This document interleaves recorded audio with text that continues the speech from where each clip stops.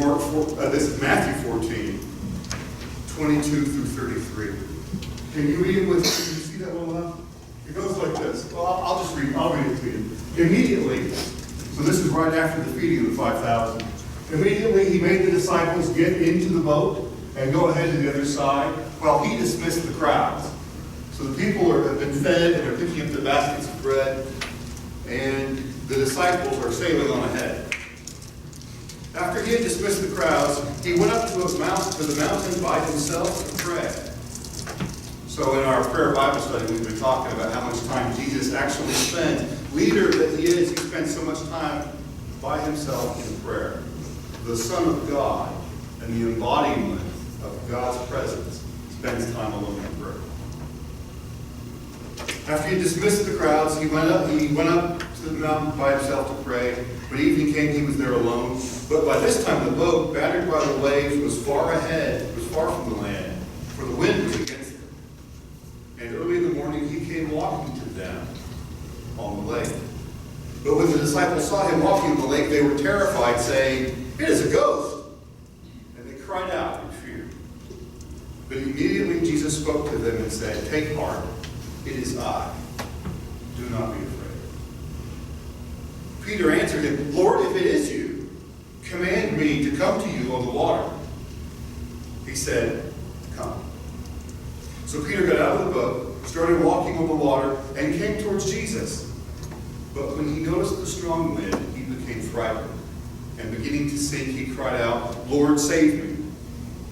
Jesus immediately reached out his hand and caught him, saying to him, "You of little faith, why did you doubt?" When they got into the boat, the wind ceased.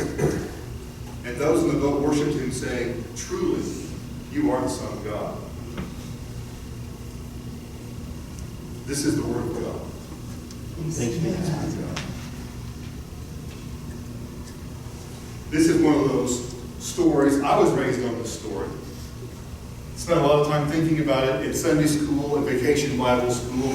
And it is one of these stories, again, like feeding the 5,000, that we have told each other as church so many times. It's become a little stained glass. We know the good news that Peter doesn't sink to the bottom. And we've gotten so used to hearing the story. In some ways, maybe we've kind of quit listening to it just a little bit. So the real miracle, we talk about this as the miracle. Jesus walks on the water. And that's what this story is. My Bible, I don't know about yours, but my Bible has got a little heading for every paragraph or two. And it says, Jesus walks on the water. But you know, I would argue that that's not the real miracle here.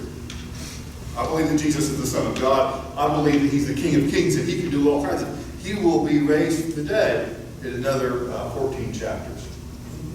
So he can do all kinds of things. He can make the blind to see and make the weak, you make them strong, make the lame to walk. He can raise people from the dead. He can feed 5,000. He can walk on the water. That's not the shocker. The shocker in this story is that Peter, who is just some schmo like me, Peter walks on the water. There's the miracle. There's the miracle. It's just that some dude, some random guy can walk on the water. There is the shock in this gospel. I want to think about that with you for a little bit. I will tell you.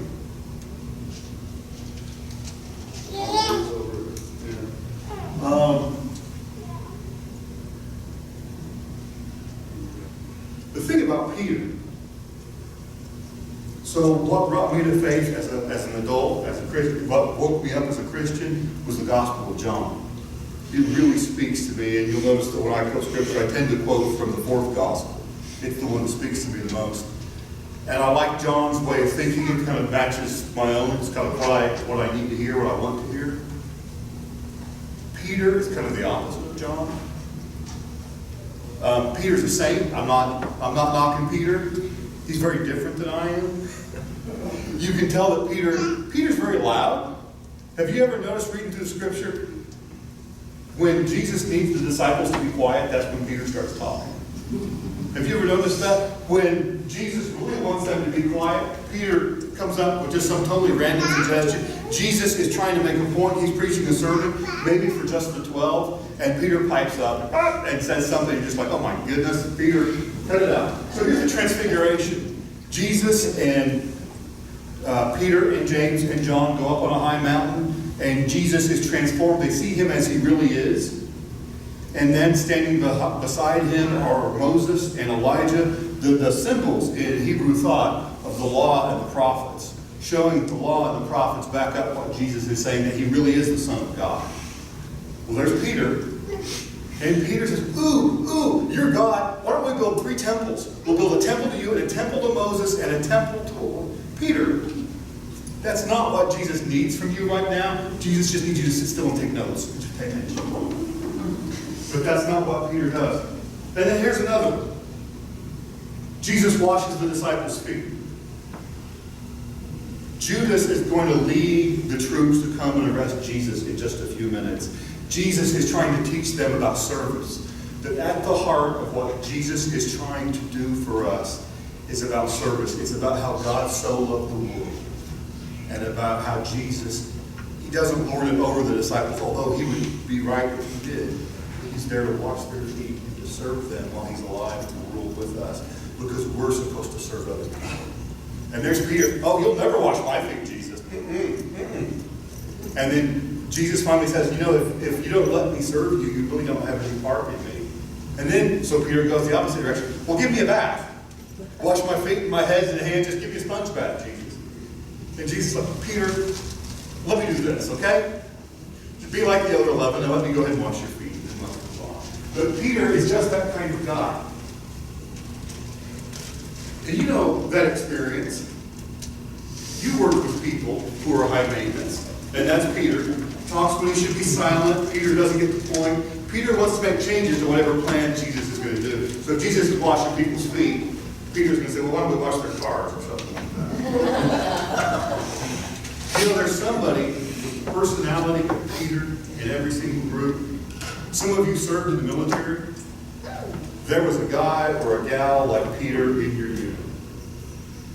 Some of you, maybe at work, you work in a cube farm, you work in a big office space, but you've got a little working group of a half dozen or maybe 24 people. There's one guy in your group, isn't there? There's that one guy. We may love him, but man, how much work is that one person?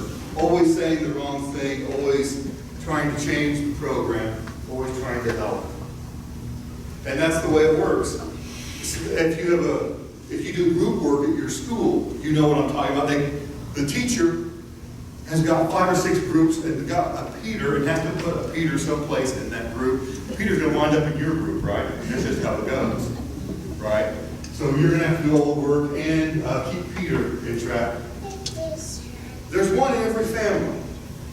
When we're making up the guest list for the wedding, we've got to look at that list and say, well, now where are we going to put Uncle Peter? Who's going to sit with him? You know, that's just the way it goes. But there is a Peter in every group. Now, I'll have people come up to me afterwards and say, you know, I served 3 terms in NOM, or I served in the 1st Gulf War. There wasn't a Peter in my unit. Guess what? If there wasn't a Peter in your unit,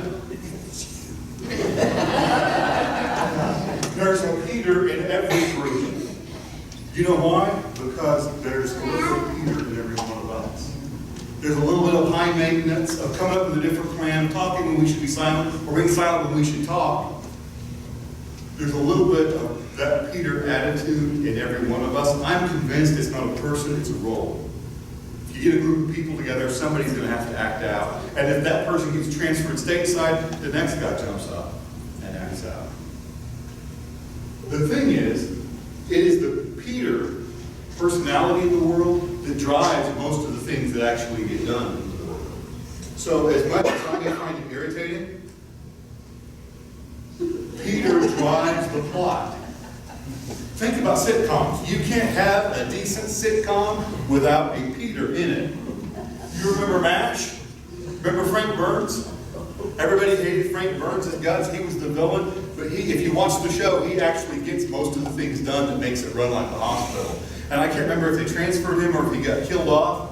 But they didn't have a show when they wrote that character off the stage. They had to bring in Major Charles Emerson Winchester so they could have another Peter to drive the plot. It goes as far back as Lucille Ball, and that's what she was.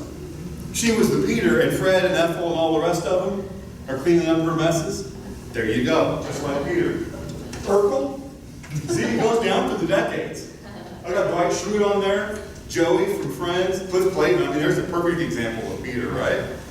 If they need just a little background information, they let Cliff Clayton say what's going on. The postmaster in the bar at Cheers can tell you what's going on. But without Kramer, they're not excited. Right?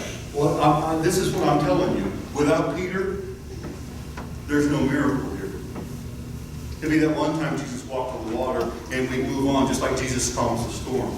But Peter's presence, as much turmoil as Peter causes in the Gospels, it is Peter who is the rock, the foundation on which Jesus is going to build the church.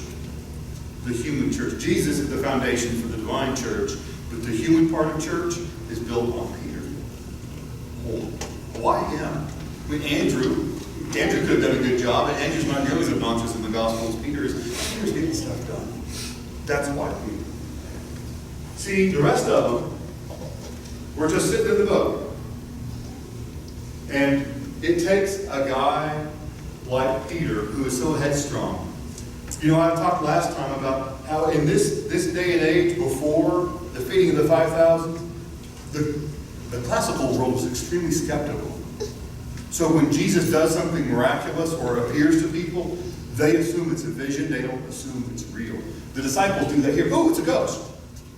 That's their easiest explanation. They didn't have hologram yet. They didn't have that technology. So their fallback position was a ghost, not that it's really Jesus. And so look at Peter the scientist. He forms an if-then statement. He's got a hypothesis he's going to test. Is it you, Jesus? Then come catch me. I'm going to jump in the water. All right? And that's what Peter does. He gets out there, and miracle of miracles, Peter can walk on the water too. It's not just for Jesus. Peter can walk on the water too. But Peter is so human. But we need Peter. Jesus needs Peter. The story needs Peter. Because without Peter, you wouldn't have those words in verse 30. So you remember how this goes. Peter said, Lord, if it's you, command me to come to you on the water. He said, come. So Peter got out of the boat and started walking on the water and came toward Jesus. But when he noticed the strong wind, he became frightened. Beginning to sink, he cried out for his name.